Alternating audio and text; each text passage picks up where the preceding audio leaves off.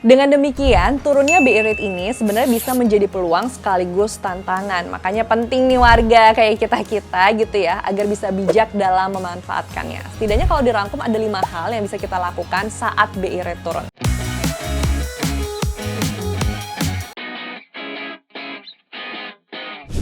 Hai, Conomix di sini. Apa kabarnya di sana? Kalau kabarnya Bank Indonesia, ini baru saja menurunkan suku bunga acuan BI rate menjadi 5% ya per 20 Agustus 2025. Itu tandanya di tahun 2025 ini sudah ada 4 kali pemangkasan suku bunga acuan BI rate nih.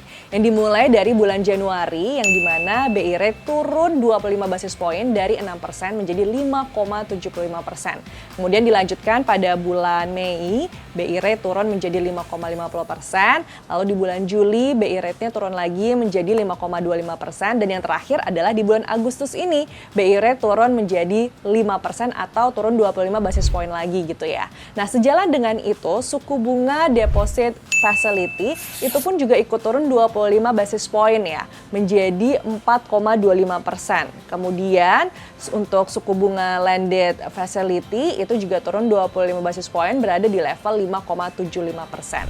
Kalau menurut Gubernur Bank Indonesia, Pak Periwarjo bilang, keputusan ini diambil karena sesuai dengan proyeksi inflasi 2025-2026 yang tetap rendah, berada di kisaran 2,5% plus minus 1%, serta stabilnya nilai tukar rupiah, dan juga memang ini adalah kebutuhan mendorong pertumbuhan ekonomi sesuai dengan kapasitas perekonomian nasional.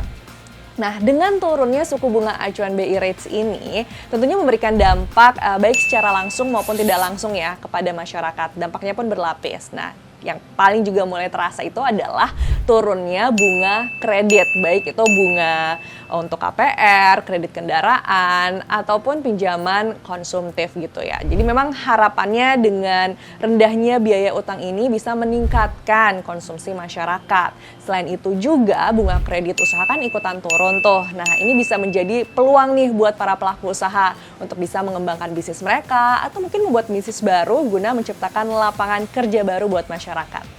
Terus apa sih dampak BI rate turun terhadap para investor? Secara garis besar nih ya, suku bunga acuan yang turun itu otomatis membuat hasil imbal atau return beberapa aset juga jadi ikutan turun. Kayak misalnya surat berharga, giro, dan juga deposito. Nah, makanya biar tetap cuan dan nggak rugi, ini investor bisa beralih ke pasar saham. Dan momen ini akhirnya bisa menjadi stimulus juga nih untuk menguatkan investasi domestik. Karena dengan pasar saham yang semakin kuat, maka perusahaan-perusahaan yang menerima dana investasi tersebut diharapkan bisa semakin bergeliat gitu ya. Jadi memang tujuan utama dari Bank Indonesia menurunkan suku bunga acuan BI rate ini adalah untuk mendorong pertumbuhan ekonomi nasional, yaitu dengan cara meningkatkan konsumsi masyarakat atau menguatkan kembali daya beli yang sempat lemah gitu, terus juga meningkatkan investasi guna mendorong dunia usaha. Walaupun turunnya BI rate dianggap sebagai kabar baik, tetap saja ada beberapa hal yang harus diwaspadai biar tidak menjadi bumerang buat ekonomi maupun buat masyarakat itu sendiri ya.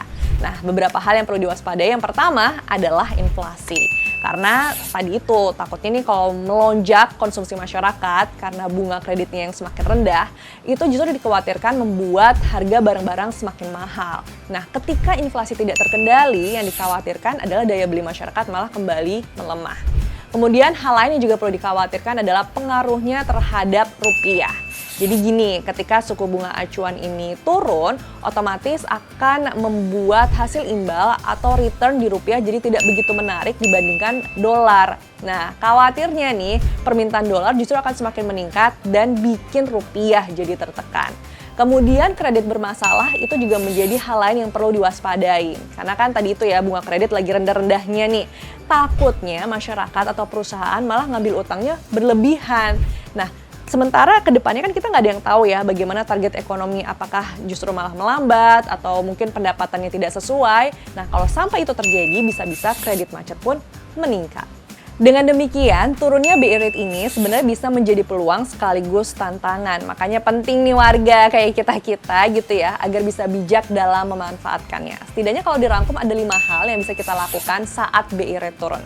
Yang pertama tentunya adalah memanfaatkan bunga kredit secara bijak untuk kebutuhan produktif, jangan malah untuk kebutuhan konsumtif. Ya contohnya untuk kebutuhan produktif misalnya bisalah KPR rumah gitu ya, karena kan rumah itu bisa menjadi suatu properti yang akan menambah aset kita juga gitu ke depannya. Terus yang kedua, hal lain yang bisa kita lakukan adalah cek lagi isi tabungan dan deposito. Karena tadi ya suku bunga acuannya kan turun. Jadi penting untuk kita memilih investasi alternatif biar tetap cuan gitu ya, tetap untung. Terus yang ketiga adalah ini saatnya untuk mengembangkan atau bikin usaha baru ya. Karena tadi bunga kredit usahanya kan lagi rendah. Nah ini menjadi peluang nih buat para pelaku usaha untuk mengambil pinjaman modal usaha guna melakukan ekspansi atau mungkin bikin bisnis baru aja gitu ya. Nah selanjutnya, tadi kan diberitahu tuh yang perlu diwaspadai adalah inflasi. Nah karena ada inflasi yang harus diwaspadai, makanya penting buat kita pegang cash gitu ya. Atau mungkin dana darurat lah ya sebutannya. Idealnya sih dana darurat ini sebesar 6 kali atau 6 bulan dari pengeluaran bulanan setiap individu. Nah makanya kita pun juga harus bijak dalam berbelanja, jangan boros. Karena ingat, kamu bukan anggota dewan yang gajinya tembus 100 juta rupiah.